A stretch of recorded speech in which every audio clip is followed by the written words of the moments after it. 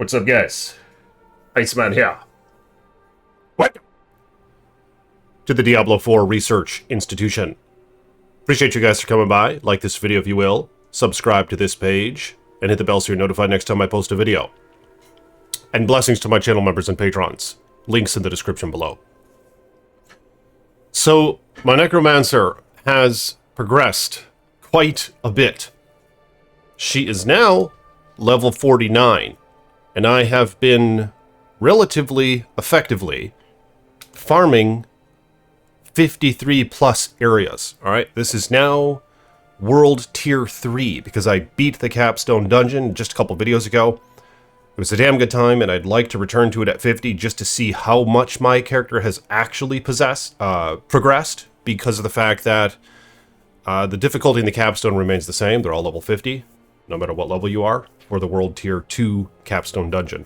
So I think it'll be fun going back to that and just killing shit. It'll kind of feel like Diablo 2, where you can actually level beyond the enemies and kick their ass. So I found a few upgrades, one of which are these boots that give me an additional 2 skeletal warriors, so I can have 7 out. Now the problem is I was wearing a pair of gloves that did the same damn thing. So one kind of eliminated the other. They didn't actually stack. It had the same legendary effect. So I had to switch out my gloves because the gloves I was significantly higher in terms of level compared to the gloves. So I was kind of on the search for some rare gloves. But fortunately, I found these, the Edgemaster's Archon Gauntlets, where skills deal up to 20% increased damage based on your available primary resource when cast, receiving the maximum benefit while you have full primary resource. I'm not sure if that means a skill such as Army of the Dead will have 20% more damage, because that would be quite significant. Other than that, I've just been using Sever, so it'll help with that, of course, but if it works with Army of the Dead, that would be pretty damn epic. Now, I've noticed in World Tier 3 that there are sacred items. And check this out, I found just this regular pair of pants, not even magic, and apparently they're better than mine in terms of their defense. Now, mine have many other mods on them, and from the looks of it, this simply compares the armor mod. So I lose a lot of mods, but yeah, it's significant. They're better in terms of the base mods. And I actually found this sacred rare two-handed scythe called the Magus Strike. It is freaking epic. It totally overpowered the setup that I was previously using. So my attack power is actually up to 1755 right now. But World's Tier 3 is pretty damn interesting. I've been finding that there are champions and elites that have all sorts of crazy mods about them, where they'll like build ice walls around your character and other things. So it's a lot more challenging and it keeps you on your toes more. And it's also, of course, exciting the fact that there are these new items that can be found here. And I know that in World Tier 4, apparently, there are ancestral items. But I've been basically going around doing the Whispers of the Dead bounties, hoping to get a unique or nice sacred legendary at the least. Because that's another thing that's exciting about World Tier 3 is the fact that unique items can actually drop now. So at the beginning of the game, apparently we can't find any unique items. So there's much more game ahead of the initial campaign or World Tier 1 and 2 for that matter. But I'm curious where you guys are at in Diablo 4. I have been taking it slow. Of course, I made a druid. I got him to level 50. He still hasn't completed the Capstone Dungeon. At level 50 even, I got my ass kicked. I made it to the final boss, but I just couldn't do it. And I only attempted it a couple times with both a Storm Druid and a Werebear Druid. But again, this character was able to complete it at, I think it was level 47. So there were 3 levels ahead of me, and I was still able to complete the entire quest. But as you can see here, my summons are somewhat viable. I do have a bit of a concern for endgame. A lot of you guys in the comments are telling me that summons, they just fall away later on when you get to like level 60 plus or so. One of you made mention that you found a unique item that allowed for Blood Nova to cast on all of your summons when you casted it yourself. It was a weaker Blood Nova, but it was a Blood Nova nonetheless, or Blood Surge rather, which is a Blood Nova. So that sounds like a really interesting unique, and I'd love to find something like that. But it is concerning to me how apparently there might not really be a World Tier 4 like viable summon build from what everyone's been saying. I'm willing to take a hit to some extent to not have the most optimal runner as long as I can still do World Tier 4.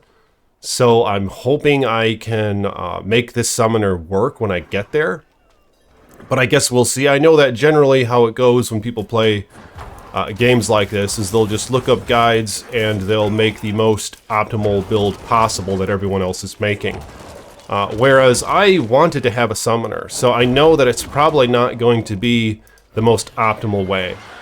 But if I can make one viable for World Tier 4, I'll be pretty satisfied, I think. So I'm hoping that I'll be able to achieve that. I just love having the homies surrounding you, fighting for you, where you can just chill sometimes and say, watch a video on your other screen while all your minions are still putting in the work. And of course, then you can be active as well, like I am right now, cursing shit and hitting things with my scythe and casting Sever and so forth. And of course, make things go even faster. But I just love the idea of having a bunch of homies. As you can see here, some of them, they are dying a bit, but not much. And here now is a champion, which I believe are new to World Tier 3. He's in the mix here somewhere. I just saw him. I think there's an elite, couple elites, champion or whatever. So yeah, it really keeps you on your toes. You gotta watch out for the effects, which seems to differentiate this from Diablo 3 a little bit. Just where you actually do have to get out of the way sometimes. You actually do have to use your head a little bit while in combat. Yeah, look at this guy. Holy shit. Oh, he casts a... look at this, he casts a beam. Oh my god. There's a beam under him. I'm not sure if that damages you while you go under it as well. But yeah, let's see if I can... I'm all out of health orbs now. But as you can see, my summons are putting in the work. I'd like to complete this without dying. There's a health orb. Get my golem. Oh, that was a miss. Alright, I think he's dead. I'm not sure where he went, but I think he's dead. And I believe they have a higher chance of dropping good gear. I think the elites and probably especially the champions. Oh, goodness. Alright, let's take a look what this is. Sovereign Helm of Explosive Mist. Yeah, the interesting thing is when you're farming World Tier 3 is mentioned, there's a chance these items can roll Sacred. I actually found a Sacred Ring, but unfortunately I didn't really need the mod on it. It was a legendary Sacred Ring, so it's in my stash right now. For instance, this helm could have rolled Sacred, in which case it would be just higher mods all around, which would have been very nice, and maybe I would have used it. But, so that's, you know, it adds to the whole chase. I don't really know what chance it is that things will roll Sacred. From what I've been evaluating so far, I think it's somewhere between 1 in 10 and 1 in 20. I mean, I have 2 of them right here in my inventory, as you can see. And you can tell they're sacred because they have like that little light beam above the gear icon in your inventory, as you can see there. Whereas the other things don't have that. Like here's my scythe, for example, and that has it, whereas the pants do not. So that's one way that you can visually tell that it's sacred, but let's see what this helm does. Sovereign Helm of Explosive Mist. Blood Mist triggers corpse explosion on surrounding corpses. When Blood Mist detonates a corpse, its cooldown is reduced by 0.3 seconds. So that would probably be a pretty damn nice corpse explosion helm. I might respec and try this later, we'll see, but as of right now, I do still want to stick with my gear, or my build. And I am finding some stuff that I can't use quite yet, because I am a little low for World Tier 3. But yeah, I'm satisfied with how I can actually kill shit here. And I did run a full dungeon all on my own, and I killed the bosses in it. I'm not sure if this is a, I don't think this is a Tree of Whispers quest, so I'll probably avoid this one for now. I've been trying to do the Tree of Whispers because, as mentioned, I'm hoping to get a decent legendary sacred item or rare at the least, because a lot of my gear is not sacred still. I just have a sacred helm and a sacred weapon. So yeah, I have a ways to go, but I'm going to do this last bounty or whatever you call it, Grim Favors, and see what the Tree of Whispers has to offer. So I'm going to complete this, and I'll play the video once I can open up that nice little cache, and maybe I'll get some goodies, we'll see. So here's a droid that came in the mix while I was fighting, as you can see. He trampled up in there and just killed a bunch of shit. But it's cool how the perspective is in this game, where like when you're going up a hill or down a hill, he's running downhill, you can kind of see him off in the distance. There's really like a perspective when it comes to the terrain, which is new to Diablo in the way that, that this game is showcasing it. And check this out. I actually found a couple sacred items. Yeah, but this droid looks pretty badass. And I wish my droid was halfway decent. I might actually have to look up a guide for him. And I will revisit him later. I started off as a storm droid. I really just wanted to embody that. I wanted to just have the storms all around me and shit dying from it. It was kind of a challenge maintaining the channeling of Lightning Storm, for example. I loved how Cataclysm looked. But it is a channeling build, so I never was much of a fan of channeling builds in Diablo 3 and Diablo 2 as well, for that matter, if there are any. I don't think there are. But with that being said, I was really pushing through being a Storm Droid.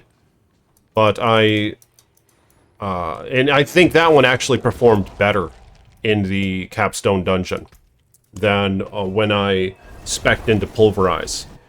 But we'll see what this Tree of Whispers has to offer, and maybe some of that sacred gear I just found will be an upgrade. We'll take a look. Well, here's what I can't use. Warlash. Sacred Rare Two-Handed Axe. And as you can see there, 1,373 damage per second, whereas mine is 1,451 damage per second, so it's actually better than that one. Here is a nice amulet. I've been kind of focusing on summon-oriented gear, of course, so my amulet here has a 9.8% summoning skill damage, which I like. Of course, I probably could imprint that aspect onto this rare amulet and then re-roll one of the mods, potentially, to get the summoning, in which case I think it will be a better amulet overall, so I might hold on to that amulet. But yeah, let's see what the Tree of Whispers has to offer. I'm actually about to level up as well. Sometimes they have legendary caches where I think they guarantee a legendary item. So those are exciting to find, but here I'll go with the, oh, there's a level up. So I am level 50 now, and I actually, I just now opened up Paragon. Right, I don't think that was sacred. So yeah, it's not sacred. So in which case, as you can see here, the damage is significantly less. It's only 961 DPS compared to the one that I'm using, which is 1,451 DPS. I think I've actually found this blade before. You deal 68% increased shadow damage to enemies afflicted by both Decrepify and Iron Maiden. So this would be a great mod for me to use. In fact, I should probably extract this one and imprint it on a nice rare that I get. So I'm going to keep looking for a decent rare two-hander. I mean, maybe this is the one, but now that I hit 50, maybe they'll have higher rolls on them. I'm going to kill shit for a little while and find out. If not, I think I will imprint this legendary mod onto my two-handed scythe. But yeah, appreciate you guys for coming by. And this is the first of the Paragon now that I've seen of the Necromancer. So I'm going to explore this board a little bit and see what is more summon-oriented, and I'm going to try and spec toward that. So I'll talk to you guys in my next video. Again, if you will, like this video, subscribe to the page, and I'll talk to you later. Peace be with you.